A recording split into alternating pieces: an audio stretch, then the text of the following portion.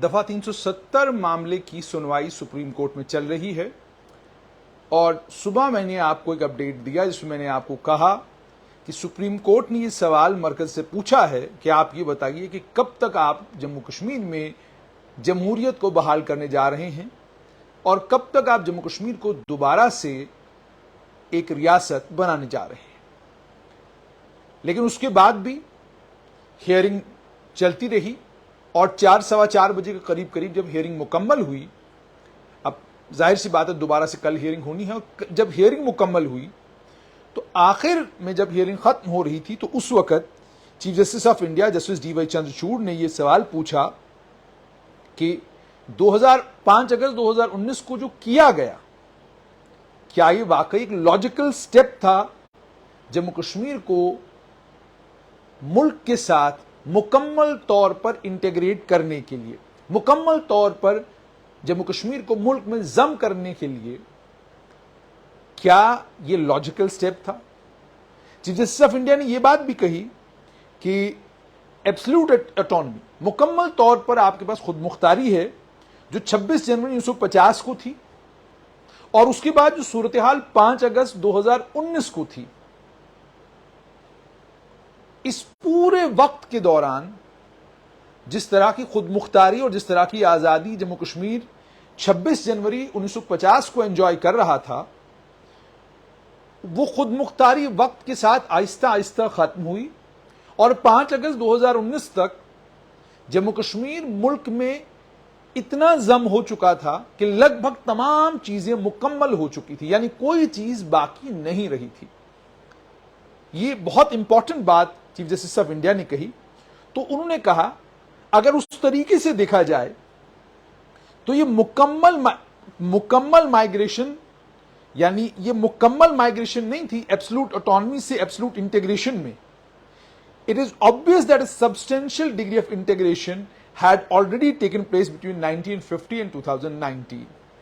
बहुत अहम, वो सियासी जमातें जो आज आर्टिकल 370 को लेकर सुप्रीम कोर्ट में गई हुई हैं और जोर शोर के साथ ही कह रही हैं कि दफा 370 को वापस लाएंगे और दफा 370 के लिए हम लोग जंग लड़ रहे हैं, ये जो लफ्ज अल्फाज चीफ जस्टिस ऑफ इंडिया ने आज कहे हैं कि 69 साल के अंदर अंदर, इन 69 सालों में जम्मू कश्मीर और भारत के बीच में ऑटोनॉमी को लेकर, खुद मुख्तारी को लेकर जो बातें की जाती थी वो आधे से ज्यादा, यूं कहिए तो 80% खुद मुख्तारी खत्म हो चुकी थी और बचा ही कुछ नहीं था, ऐसा कहने की, इस तरीके से मैं इसे इंटरप्रेट कर रहा हूं कि ये चीफ जस्टिस ऑफ इंडिया ने ये कहा है।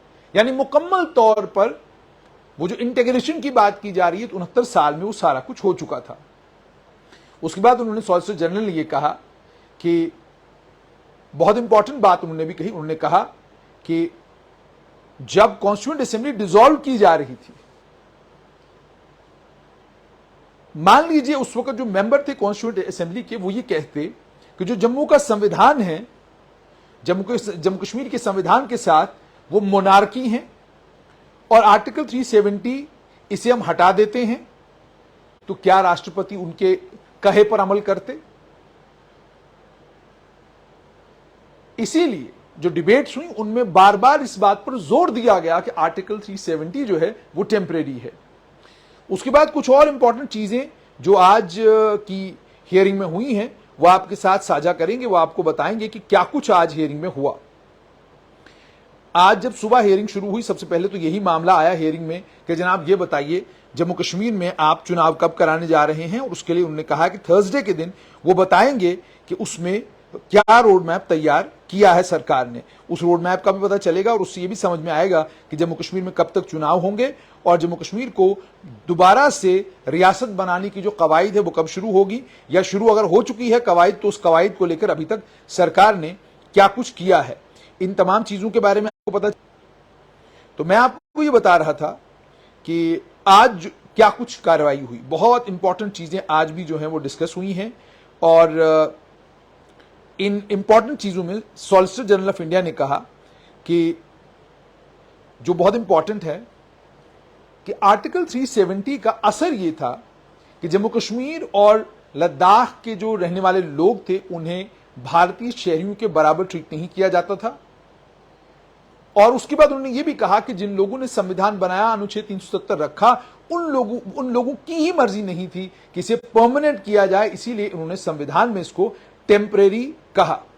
उसके बाद उन्होंने यह भी कहा कि ये एक ही ऐसा प्रोविजन है जिसमें सेल्फ डिस्ट्रक्टिव क्लॉज है। तो इस पर उन्होंने कहा कि यही बताता है कि इसे टेम्परेरी रखा गया था। और उसके बाद आगे उन्होंने कहा अगर कॉन्स्टिट्यूएंट असेंबली भी एग्जिस्टेंस में होती तो कॉन्स्टिट्यूएंट असेंबली का भी रोल बड़ा लिमिटेड है। और उन्होंने ये कहा कि कॉन्स्टिट्यूएंट असेंबली का रोल रिकमेंडेटरी था, और उस रिकमेंडेटरी होने के साथ साथ में प्रेसिडेंट को, भारत के महामहिम राष्ट्रपति को यह इख्तियार दिया गया था कि आप आर्टिकल 370 में अगर कॉन्स्टिट्यूएंट असेंबली कुछ रिकमेंड करके भेजती है, आपकी मर्जी है, आप उसको कंकरेंस दें, और अगर आपको ठीक नहीं लगता है तो आप, वो चीफ जस्टिस ऑफ इंडिया ने यहां पर रुक कर कहा यह सही नहीं हो सकता, क्योंकि जब तक कॉन्स्टिट्यूएंट असेंबली है तब तक ये रिकमेंडेटरी नहीं था। और उसके बाद उन्होंने कहा कि जिस तरीके से आर्टिकल बनाया गया है, रिकमेंडेशन का मतलब है नेसेसरी यानी जरूरी। उसके बाद वो आगे गए, सॉलिसिटर जनरल तुषार मेहता ने कहा मैंडेटरी क्या है कि आप रिकमेंडेशन लें, लेकिन रिकमेंडेशन राष्ट्रपति के ऊपर बाइंडिंग नहीं है। अगर बाइंडिंग होता तो फिर संविधान में लिखा गया होता कि जो कॉन्स्टिट्यूएंट असेंबली ने कहा आप वही करेंगे, यानी एक्ट अकॉर्डिंगली, लेकिन ऐसा नहीं कहा गया। कहा यह गया on the recommendation of the constituent assembly, यानी कॉन्स्टिट्यूएंट असेंबली रिकमेंड कर सकती है। उसके बाद सॉलिसिटर जनरल तुषार मेहता ने कहा कि जो जम्मू कश्मीर का संविधान था वो हमेशा भारत के संविधान के सबऑर्डिनेट होगा, क्योंकि जम्मू कश्मीर की जो कॉन्स्टिट्यूएंट असेंबली है वो कॉन्स्टिट्यूएंट असेंबली भी दफा 370 से निकली है। तो जो कॉन्स्टिट्यूएंट असेंबली आईन की एक शिक से, आईन के एक आर्टिकल से निकली है, वो कॉन्स्टिट्यूएंट असेंबली अगर कोई आईन तश्कील देती है, कोई संविधान बनाती है, तो इसका वो कॉन्स्टिट्यूएंट असेंबली जो आर्टिकल 370 से निकलती है और संविधान बनाती है, वो कैसे पार्लियामेंट के बराबर, या वो कॉन्स्टिट्यूएंट असेंबली जो है वो किस तरीके से आप उसको कहेंगे कि वो इंडियन कॉन्स्टिट्यूशन के सबऑर्डिनेट है। तो उन्होंने कहा कि constitution of J&K Indian constitution के सबऑर्डिनेट है, क्योंकि जम्मू कश्मीर की कॉन्स्टिट्यूएंट असेंबली निकली ही आर्टिकल 370 से है। तो जो निकला ही आर्टिकल 370 से है वो इंडियन कॉन्स्टिट्यूशन के बराबर कैसे हो सकता है। उसके बाद चीफ जस्टिस ऑफ इंडिया ने यहां पर यह कहा, तो आपके मुताबिक जो रोल कॉन्स्टिट्यूएंट असेंबली का था, जम्मू कश्मीर की कॉन्स्टिट्यूएंट असेंबली का था, उस रोल को क्रिएट किया था भारत के संविधान ने, उसके अलावा कोई चीज नहीं। उन्होंने कहा बिल्कुल सबसर्विएंट है, सबऑर्डिनेट है, जो हमारे संविधान से निकला, ठीक है, जो हमारे संविधान से निकला, उसके पास अपनी ओरिजिनल कॉन्स्टिट्यूएंट पावर्स तो थी ही नहीं, उसके पास अपनी संवैधानिक ताकतें थी ही नहीं। जो भी ताकतें उसको मिली हैं भारत के संविधान से मिली हैं। सॉलिसिटर जनरल ने कहा कॉन्स्टिट्यूशन, जितने भी देशों के जितने भी संविधान होते हैं उनमें कुछ एट्रीब्यूट्स होते हैं। ये एक डॉक्यूमेंट होना चाहिए गवर्नेंस का, जिसमें सब कुछ हो, लेकिन इस संविधान में कुछ एस्पेक्ट्स हैं और बाकी उसने भारत के संविधान को दे दिए हैं। और उसके बाद उन्होंने कहा कि आपको संविधान के तौर पर रिकॉग्नाइज करने के लिए, आईन के तौर पर आपको रिकॉग्नाइज करने के लिए आपको आजादी होनी चाहिए। और आगे उन्होंने यह भी कहा सोवरेनिटी का मतलब यह हो गया, सोवरेनिटी को भी एक्सप्लेन किया उन्होंने कहा कि अगर किसी प्रदेश के पास या किसी देश के पास संविधान है तो संविधान के पास ये ताकत होती है कि आप नए एरियाज एक्वायर कर सकते हैं, आप टेरिटरीज जो हैं उनको अपने साथ मिला सकते हैं, जो आर्टिकल 1, 2, 3, 4 में है, ठीक है। अब इसमें से कोई भी एट्रीब्यूट, इसमें से कोई भी चीज जम्मू कश्मीर के संविधान में नहीं है। तो अगर ये चार चीजें इस जम्मू कश्मीर के संविधान में नहीं है तो इसका मतलब ये है कि ये एक लेजिस्लेशन का हिस्सा है, और जिसे 5 अगस्त 2019 तक हमने रिकॉग्नाइज करा। यानी उन्होंने कहा कि यह कानून है और आप कानून को आईन समझ बैठे हैं। उसके बाद आगे चले, यहां पर चीफ जस्टिस ऑफ इंडिया ने बहुत इंपॉर्टेंट बात कही। उन्होंने कहा कि एक और वजह है कि आप यहां आपका ये आर्गुमेंट करेक्ट कैसे है। उन्होंने कहा आप S5 देखिए जम्मू कश्मीर कॉन्स्टिट्यूशन का।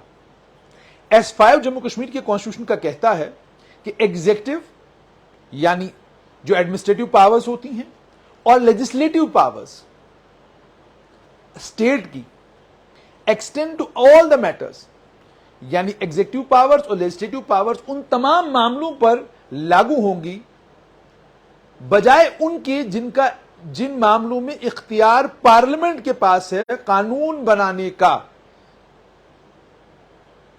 तो इसका यहां पर चीफ जस्टिस ऑफ इंडिया ने कहा, जब आपने भारत के संविधान को या आईने हिंद को कहा, ठीक है, जिसमें आईने हिंद बताता है कि कौन कौन सी एरियाज हैं जिसमें पार्लियामेंट के पास ताकत है कानून बनाने की, तो इसका मतलब यह है then that is denuded from the jurisdiction, वो जम्मू कश्मीर की लेजिस्लेटिव असेंबली से बाहर हो गया। तो इसका मतलब वो जो आर्गुमेंट तुषार मेहता दे रहे थे कि जो जम्मू कश्मीर का संविधान है वो बेसिकली पीस ऑफ लेजिस्लेशन है, आप उसको संविधान समझ बैठे हैं, उस आर्गुमेंट को आगे फर्दर उन्होंने किया और उन्होंने बताया किस तरीके से आर्टिकल 1, 2, 3, 4 ये सॉवरेनिटी को एक्सप्लेन करते हैं कि आप किसी देश के ऊपर कब्जा कर सकते हैं, भूमि आपकी किसी और तरफ है, आप उसको अपने देश के साथ मिला सकते हैं। सारी ताकतें तो सॉवरेन नेशंस के पास होती हैं, आजाद हुकूमतों के पास तो ये ताकतें होती हैं, ये बात उन्होंने कही। उसके बाद इस पर जब चीफ जस्टिस ऑफ इंडिया कहते हैं जो आर्गुमेंट आपने दिया वो अपनी जगह बिल्कुल सही है, क्योंकि जम्मू कश्मीर के आईन में यह बात लिखी हुई है कि एग्जीक्यूटिव और लेजिस्लेटिव पावर्स जो जम्मू कश्मीर की होंगी उन तमाम मामलों पर होंगी जिन तमाम मामलों पर पार्लियामेंट कानून नहीं बनाती। वो मामले जिन मामलों में पार्लियामेंट कानून बनाएगी उन मामलों में इख्तियार जम्मू कश्मीर की सरकार को नहीं होगा। उसके बाद उन्होंने ये भी कहा, हमने ये देखा है कि किस तरीके से लेजिस्लेटिव डोमेन जो है पार्लियामेंट का एक्सपैंड किया गया। पहले पूरी की पूरी कंटेंट लिस्ट जो थी वो पार्लियामेंट की पावर से बाहर थी, हमारे पास कुछ ही एंट्रीज यूनियन लिस्ट में थी। उसके बाद कंटेंट लिस्ट को चीफ जस्टिस ऑफ इंडिया कहते हैं उसे अंदर लाया गया। उसके बाद एंट्री 97 वो भी पार्लियामेंट की परव्यू से बाहर था। उसके बाद एंट्री 97 को भी अंदर लाया गया। तो उसके बाद चीफ जस्टिस ऑफ इंडिया ने कहा, जब एक बार हिंदुस्तान का आईन या भारत का संविधान प्रिस्क्राइब करता है पार्लियामेंट की लेजिस्लेटिव डोमेन कि भाई किस हद तक पार्लियामेंट कानून बना सकता है, ठीक है, तो उसका मतलब यह हो गया कि यह काम जम्मू कश्मीर की लेजिस्लेटिव असेंबली नहीं कर सकती है। तो इस पर उन्होंने कहा जम्मू कश्मीर का कॉन्स्टिट्यूशन हर समय सबसर्विएंट टू इंडिया था and it is not a document which can be equivalent. ये वो डॉक्यूमेंट नहीं है जो भारत के संविधान के बराबर हो सकता है, ये भी बड़ा इंपॉर्टेंट है। यानी जम्मू कश्मीर का संविधान भारत के संविधान के बराबर नहीं था। आप आर्टिकल 370 के जरिए आपको स्पेशल स्टेटस जरूर हासिल था, आप उसको अपना आईन जरूर मानते थे, लेकिन आज की बहस में यह बात कोर्ट के सामने रखी गई कि आईन बेसिकली होता क्या है। उसके बाद सॉलिसिटर जनरल तुषार मेहता ने कहा सेक्शन 147 इन प्रोविजंस को भी अमेंड करने की इजाजत नहीं देता।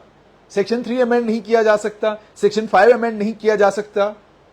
सॉलिसिटर जनरल ऑफ इंडिया ने कहा यह एक ऐसा मामला है, अब मान लीजिए गुजरात या मध्य प्रदेश को आप बाइफरकेट करते हैं, पैरामीटर अलग होंगे, लेकिन जब जम्मू कश्मीर को दो भागों में बांटने की बात आएगी तो आपको जम्मू कश्मीर बॉर्डर स्टेट है, इसकी स्ट्रेटेजिक इंपॉर्टेंस का ख्याल रखना है, आतंकवाद के इतिहास पर नजर दौड़ानी है, उसके बाद जो घुसपैठ होती है उस घुसपैठ के इतिहास पर नजर दौड़ानी है, बाहर के लोगों का असर जो जम्मू कश्मीर पर है उसका ध्यान रखना है। ये तमाम चीजें ध्यान में रखकर आपको आगे बढ़ना है।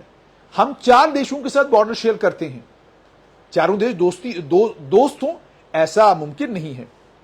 तो जस्टिस कौल ने कहा और भी कई राज्य हैं, राजस्थान है, पंजाब है, जो बॉर्डर्स के साथ सटे हुए राज्य हैं, वहां पर सॉलिसिटर जनरल तुषार मेहता ने कहा इतिहास ये है कि कश्मीर में सिचुएशन किस तरीके से डेवलप हो रही है, कितने सारे सिविलियन वहां पर मारे गए, फौज के कितने जवान शहीद हुए, आतंकी हमले कितने हुए, पत्थरबाजी हुई, हड़ताल, स्कूल बंद, अस्पताल बंद, बैंक बंद, बिजनेस बंद, सब कुछ बंद। और ये तमाम पॉलिसी कंसिडरेशंस आप फैसला लेते हैं जब किसी भी स्टेट को आपने रीऑर्गेनाइज करना हो, वहां पॉलिसी कंसिडरेशन सिर्फ नहीं होती है बल्कि एक ब्लूप्रिंट तैयार होता है। क्योंकि आप ब्लूप्रिंट तैयार इसलिए करते हैं कि भाई स्टेट को आपने रीऑर्गेनाइज किया, आगे करना क्या है, आपने युवाओं को मेन स्ट्रीम में कैसे लाना है, आपने स्कीम्स बनानी है जिससे आप युवाओं को आतंकवाद से दूर करके उनको गेनफुल एम्प्लॉयमेंट की तरफ ले आए। बहुत सारी चीजों का ख्याल रखना होता है। हमने डेमोक्रेटिक लोकल सेल्फ गवर्नेंस से शुरू किया, हमने कहा कि निचले स्तर से शुरू किया जाएगा। हमने पंचायतें बनाई जम्मू कश्मीर में, हमने बीडीसी डीडीसी के इंस्टीट्यूशन खड़े किए जम्मू कश्मीर में, म्युनिसिपैलिटी का इंस्टीट्यूशन खड़ा किया। उसके बाद चीफ जस्टिस ऑफ इंडिया ने बड़ी इंपॉर्टेंट बात कही, हर भारतीय राज्य को लेकर जब कोई ताकत आप केंद्र सरकार को देते हैं तो फिर आप ये कैसे इंश्योर करेंगे कि जो खतरा उन्हें महसूस होता है कि ताकत का गलत इस्तेमाल किया जाएगा, उससे आप कैसे बचेंगे। तो इस पर सॉलिसिटर जनरल ने कहा कि आप जिस मामले के साथ डील कर रहे हैं इसमें ऐसा कुछ नहीं होगा। इस पर जस्टिस कौल ने बड़ा इंपॉर्टेंट कहा, उन्होंने कहा ये कोई अलग सिचुएशन नहीं है, आतंकवाद तो पंजाब में भी था, आतंकवाद तो नॉर्थ ईस्ट में भी है। मान लीजिए इन राज्यों में भी कोई दिक्कत होती है, कल पंजाब में आतंकवाद बढ़ता है, नॉर्थ ईस्ट में आपको परेशानी आपकी बढ़ती है, तो क्या करेंगे आप? उन्हें भी यूनियन टेरिटरी बनाएंगे आप? तो उस पर सॉलिसिटर जनरल को जस्टिस कौल ने यह भी कहा कि मैंने आपके आर्गुमेंट को समझा कि ये बॉर्डर स्टेट्स जो हैं अपनी कैटेगरी को की हैं, तो आप जम्मू कश्मीर को बाकी बॉर्डर स्टेट से अलग कैसे करते हैं? इस पर सॉलिसिटर जनरल ऑफ इंडिया ने कहा कि जो जम्मू कश्मीर है ये एक बॉर्डर स्टेट है, जिस बॉर्डर स्टेट का एक हिस्सा पाकिस्तान के कब्जे में है, पाकिस्तान कब्जे वाला जम्मू कश्मीर। और मैंने आपके सामने फिगर्स रखे हैं कितने लोगों की मौत जम्मू कश्मीर में अभी तक हुई है, कितने जवान शहीद हुए हैं, कितने घर उजड़े हैं। और सालों से हम इस दिक्कत और परेशानी को झेल रहे हैं और हमें इन तमाम चीजों के बारे में सोचना है, युवाओं को मेन स्ट्रीम में कैसे लाया जाए, क्या कुछ किया जाए। उसके बाद उन्होंने ये कहा कि 5 अगस्त 2019 के बाद डिस्ट्रिक्ट डेवलपमेंट काउंसिलों के इलेक्शन हुए, 34,000 लोगों को इलेक्ट किया गया, डेमोक्रेसी ग्रास रूट्स पर जा रही है, बहुत सारी स्कीमें इंट्रोड्यूस की गई हैं। उस पर चीफ जस्टिस ऑफ इंडिया ने एक और इंपॉर्टेंट सवाल पूछा, क्या पार्लियामेंट के पास ये ताकत है कि वो किसी भी एक भारत के राज्य को यूटी बना सकता है? और अगर ऐसा है तो फिर आर्टिकल 3 को हम कैसे पढ़ेंगे? जस्टिस कौल ने आगे कहा, और वो जो ताकत के पार्लियामेंट के पास है वो कैसी है? क्या ये ताकत परमानेंट है, टेम्पररी है, क्या है ये? और चीफ जस्टिस ऑफ इंडिया ने कहा, ये जो यूटी है क्या ये परमानेंट यूटी है? इस पर सॉलिसिटर जनरल ऑफ इंडिया ने सीधा जवाब दिया, उन्होंने कहा जनाब बिल्कुल नहीं। फिर उन्होंने कहा कि कितनी देर तक यूटी नहीं है, यूटी है ये, कब आप वहां चुनाव कराने जा रहे हैं? और उस पर उन्होंने कहा सॉलिसिटर जनरल ने कि हमने जो कदम वहां पर उठाए हैं वो आपके सामने जरूर रखूंगा। उसके बाद उन्होंने आर्टिकल 3 पढ़ा, तो चीफ जस्टिस ऑफ इंडिया ने कहा कि जहां पर भी आप स्टेट पढ़ रहे हैं आप यूटी पढ़िए। और उसके बाद क्या उन्होंने पूछा, क्लॉज ए जो है क्या वो एक ऐसी सिचुएशन की बात करता है जहां आप एक पूरी एंटायर टेरिटरी किसी स्टेट की उसको यूटी में बदलेंगे? उन्होंने कहा नहीं जनाब, 2 हैं, एक JNK है, लद्दाख है, और ऐसा कुछ नहीं है जो हमें ऐसा करने से रोकता हो। तो उस पर जस्टिस कौल ने कहा, मान लीजिए आपने लद्दाख नहीं बनाया, तो फिर आपके पास ताकत है कि आप पूरी स्टेट को यूटी में बदलेंगे? आप लद्दाख समेत पूरे जम्मू कश्मीर को यूटी बना देते, और आप कैसे स्टेट को यूटी बनाने के बारे में सोचते हैं? और क्या फिर आप ऐसा कर सकते हैं? अगर ऐसा नहीं हो सकता है तो एक यूटी बना सकते हैं, बाकियों को भी यूटी बनाएंगे। सॉलिसिटर जनरल ने कहा जनाब कोई इस पर रिस्ट्रिक्शन तो है ही नहीं। मिसाल के तौर पे आसाम, त्रिपुरा, अरुणाचल प्रदेश ये पहले यूनियन टेरिटरीज थी पहले, और उसके बाद इनको राज्य बनाया गया। जस्टिस कौल ने कहा यूटी, लद्दाख को यूटी बनाना आसान मामला है भाई साहब। मान लीजिए आप लद्दाख को यूटी नहीं बनाते हैं, क्या आप ये कह रहे हैं कि JNK state will become as it is in boundaries, but it is not a state, it is a UT. When we want it, we will reconvert it. जब आप चाहेंगे आप उसको रिकन्वर्ट करेंगे। सॉलिसिटर जनरल ने कहा अलग करना जरूरी था, ये मेरी रीडिंग है, और वो ये सवाल अभी तक हमारे सामने नहीं आया। उन्होंने कहा कि इसको कॉम्प्लिकेट नहीं करते हैं। मान लीजिए आसाम है, आप एक यूटी बनाते हैं या आसाम को आप यूटी में तब्दील कर देते हैं, तो इसमें सॉलिसिटर जनरल ने कहा आप एक बहुत एक्सट्रीम मिसाल दे रहे हैं, लेकिन टेस्ट करने के लिए सेपरेशन जो है जरूरी होगी। किसी भी स्टेट को यूटी डिक्लेयर नहीं किया जाएगा, बट ये किसी का मामला नहीं है। हमने लद्दाख जो है इससे बाहर निकाला, हमें लद्दाख को यूटी बनाने के कुछ और हमारे पास कारण थे। चीफ जस्टिस ऑफ इंडिया ने यहां पर कहा कि जहां तक यूटी बनाने का मामला है, एक तरफ चंडीगढ़ है, आपने पंजाब से निकाला और अभी भी यूटी है। कुछ इलाके हैं वो यूटी प्रोग्रेशन में बने और फिर पहले यूटी थे, बाद में आपने उनको राज्य बनाया। नॉर्थ ईस्ट, मिजोरम, मणिपुर, त्रिपुरा, ये पहले यूटीज थी, आपने बाद में इनको राज्य बनाया। लेकिन आपने उनको यूटी इसलिए बनाया क्योंकि आप स्टेबल एडमिनिस्ट्रेशन देना चाहते थे कि पहले एडमिनिस्ट्रेशन स्टेबल, यहां पर इनको स्टेबल एडमिनिस्ट्रेशन दे दें, बाद में इनको राज्य का दर्जा देंगे। इमीडिएटली आप उनको स्टेट नहीं बना सकते हैं। तो उन्होंने कहा कि केंद्र सरकार के लिए यह मुमकिन क्यों नहीं था स्टेट के मामले में। मान लीजिए नेशनल सिक्योरिटी की ऐसी सूरत हाल पैदा होती है कि हम चाहते हैं कि कुछ एक वक्त के लिए यूटी बनाई जाए, पर वो परमानेंट नहीं है और उसके बाद वापस राज्य बनाएंगे। तो उन्होंने कहा क्या केंद्र सरकार ये कर सकती है स्टेबिलिटी के लिए? और उसके बाद उन्होंने ये भी कहा कि स्टेट हो या यूटी हो, हमको एज अ नेशन सबको सर्वाइव करना है। उसके बाद उन्होंने इसी पर आगे इस मामले को, इसी आर्गुमेंट को आगे बढ़ाया और उस पर उन्होंने ये भी कहा कि गवर्नमेंट को हमारे सामने एक स्टेटमेंट देना होगा कि आप कब जम्मू कश्मीर को यूटी से स्टेट बनाने जा रहे हैं। ये परमानेंटली यूटी नहीं रह सकती। तो उस पर सॉलिसिटर जनरल तुषार मेहता ने कहा कि यही स्टेटमेंट हमने पार्लियामेंट में भी दिया हुआ है, मैं आपको वो स्टेटमेंट दिखा दूंगा। इस पर चीफ जस्टिस ऑफ इंडिया ने एक और बात भी कही कि हम नेशनल सिक्योरिटी की जरूरतों को समझते हैं, देश को बचाना और देश हित में फैसले लेना जरूरी है, लेकिन आप और अटॉर्नी जनरल दोनों मिलकर हाईएस्ट लेवल से इंस्ट्रक्शंस लीजिए और बताइए कि क्या टाइम फ्रेम है, कब तक आप जम्मू कश्मीर को दोबारा यूनियन टेरिटरी से स्टेट बनाने जा रहे हैं। तो उन्होंने ये कहा कि मैं इंस्ट्रक्शंस लूंगा और स्टेटमेंट्स भी दूंगा और मैं ये भी बताऊंगा हम क्या कोशिशें कर रहे हैं। 2020 की बात की उन्होंने कि वहां पर लोकल इलेक्शंस हुए और फिर से दोबारा से पूछा कि क्या कोई रोड मैप है, आप बताइए क्या रोड मैप है, कब तक आप चुनाव कराने जा रहे हैं। ये बात वहां पर हुई और उसके बाद सॉलिसिटर जनरल ने लंच के बाद जब दोबारा बेंच कन्वीन हुआ तो सॉलिसिटर जनरल ने कहा कि मुझे इंस्ट्रक्शंस हैं, इंस्ट्रक्शंस ये हैं कि यूटी जो है वो परमानेंट नहीं है और मैं परसों एक पॉजिटिव स्टेटमेंट जो है दूंगा, लेकिन एक बात बिल्कुल तय है कि लद्दाख यूटी ही रहेगा। और सॉलिसिटर जनरल ने कहा कि हम मिलेंगे और हम एक स्टेटमेंट भी देंगे और मैं जज साहिबान को यह बताना चाहता हूं कि जहां तक लद्दाख का ताल्लुक है वहां लोकल बॉडी के इलेक्शन जो है वो 2020 में हुए और लद्दाख का जहां तक ताल्लुक है इसमें लेह और करगिल है और ऑटोनोमस हिल डेवलपमेंट काउंसिल लेह के चुनाव जो है अक्टूबर 2023 में 26 सीटों के लिए होने वाले हैं और करगिल के लिए 10 सितंबर 2023 को होंगे। तो लद्दाख के चुनाव इस तरीके से खत्म हो जाएंगे। उसके बाद उन्होंने लोकसभा की वो डिबेट 2019 में जिस समय बिल पारित किया गया था वहां पर गृह मंत्री अमित शाह ने यह कहा था कि जहां तक यूटी का सवाल है, परिस्थिति सामान्य होते ही उचित समय पर पूर्ण राज्य का दर्जा देने में इस सरकार को कोई आपत्ति नहीं है। ये ऑलरेडी उन्होंने कह दिया है कि हम जम्मू कश्मीर को पूर्ण राज्य का दर्जा देने के लिए तैयार हैं।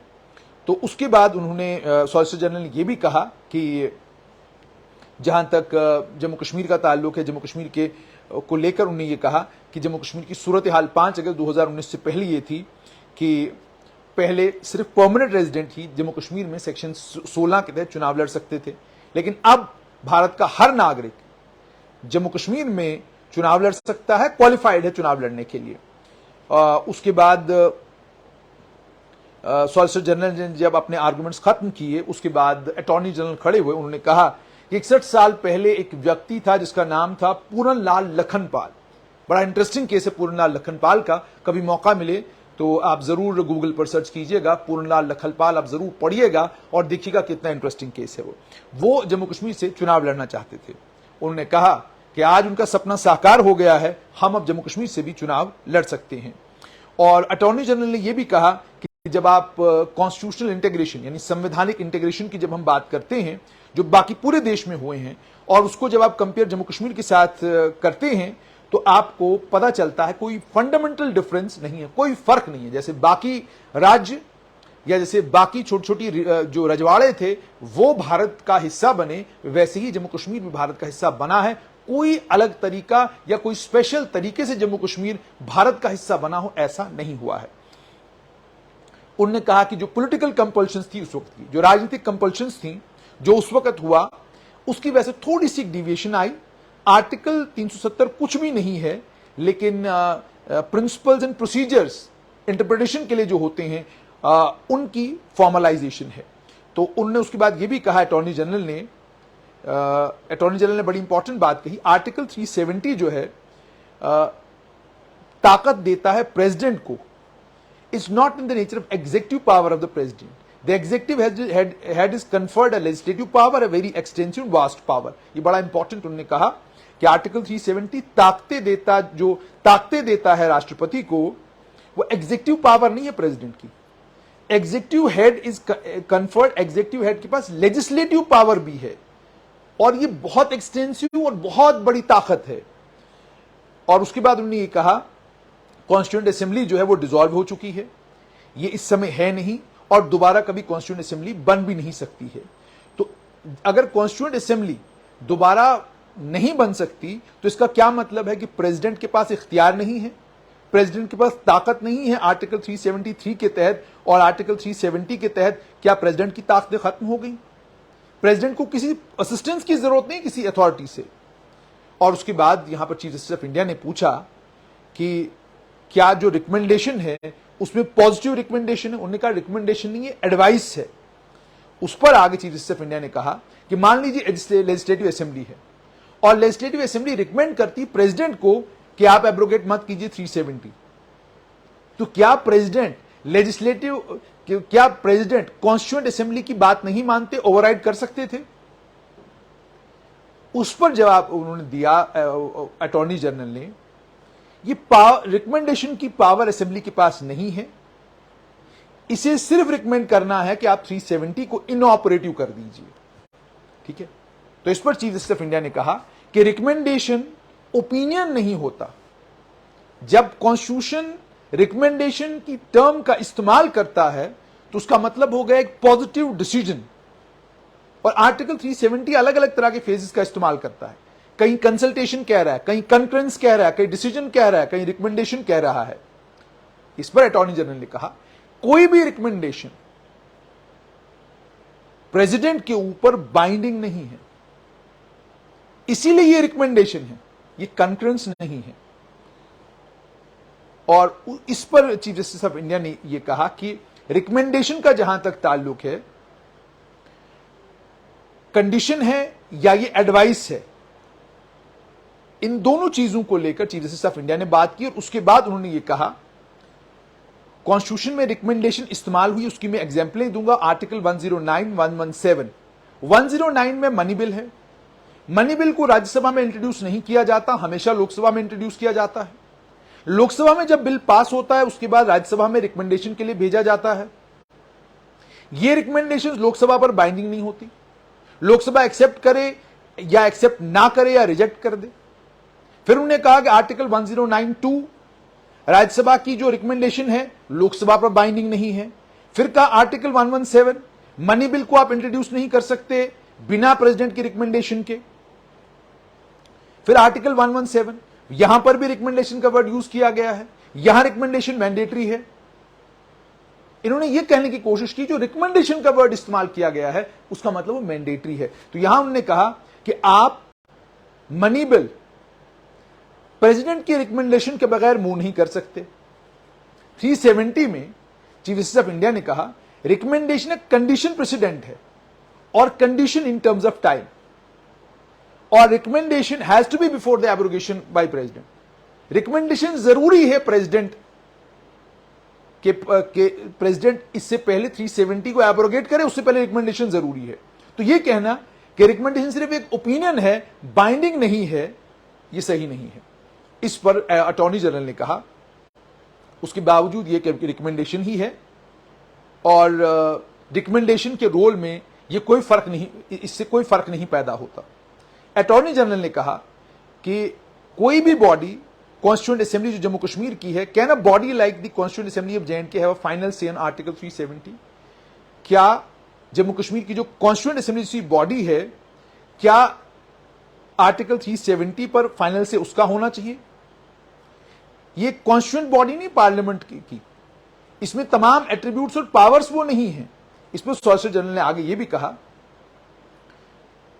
जहां तक राष्ट्रपति का ताल्लुक है,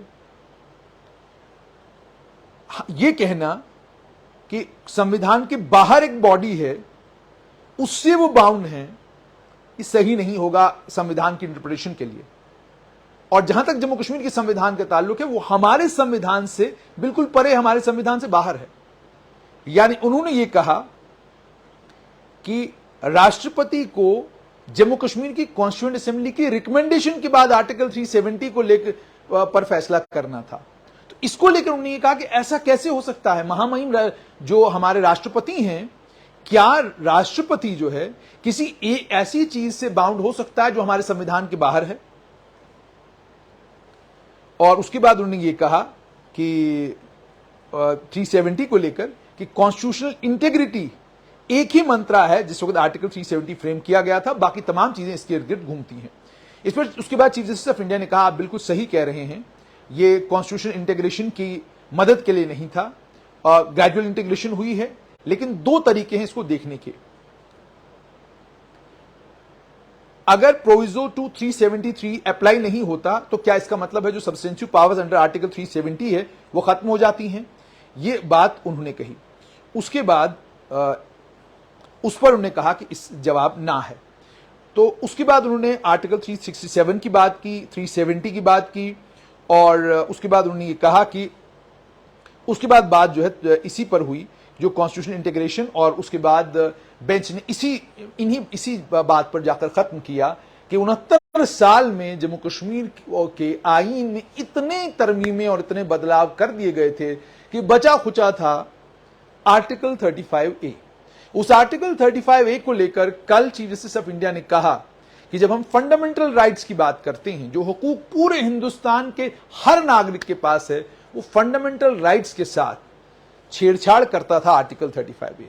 फंडामेंटल राइट्स डिनाई करता था भारतीय नागरिकों को। भारतीय नागरिकों को इख्तियार है कि वो देश की किसी भी कोने में जाके जमीन खरीद सकते हैं, दुकान खरीद सकते हैं, मकान खरीद सकते हैं, वहां बस सकते हैं, वहां नौकरी ले सकते हैं। ये तमाम इख्तियार जो है ये भारत के नागरिकों के पास है। और अगर आज के भी सुप्रीम कोर्ट की सुनवाई को बिल्कुल क्रिस्प करके कहना हो तो आज की सुप्रीम कोर्ट की सुनवाई में दो बातें बिल्कुल साफ। एक तो ये कि राष्ट्रपति के पास ताकतें क्या हैं, दूसरा ये कि महामहिम राष्ट्रपति का जहां तक ताल्लुक है, क्या कोई चीज महामहिम राष्ट्रपति को संविधान के बाहर वाली कोई चीज उन्हें बांध सकती है? यानी आप कॉन्स्टिट्यूएंट असेंबली की रिकमेंडेशन का इंतजार करें, कॉन्स्टिट्यूएंट असेंबली रिकमेंड करेगा और उसके बाद जाकर आप उनकी रिकमेंडेशन के बाद जो है आर्टिकल 370 को अमेंड किया जा सकता है। और इसमें यह भी कहा गया है बीच में कि जहां तक रिकमेंडेशन का ताल्लुक है कि रिकमेंडेशन किसकी, कंकरेंस किसकी, तो स्टेट लेजिस्लेचर की कंकरेंस की जरूरत थी। स्टेट लेजिस्लेचर चूंकि उस वक्त था नहीं, ताकतें सारी महामहिम राज्यपाल के पास थी, उस समय के राज्यपाल के पास, तो राज्यपाल ने उन्हीं ताकतों का इस्तेमाल किया, उन्हें कंकरेंस दी। तो आज का दिन खत्म हुआ और आज के दिन में चीफ जस्टिस ऑफ इंडिया ने इस बात पर खत्म किया कि 5 अगस्त 2019 को जो हुआ, क्या यही एक तरीका बचा था जम्मू कश्मीर को मुकम्मल तौर पर भारत से इंटीग्रेट करने के लिए।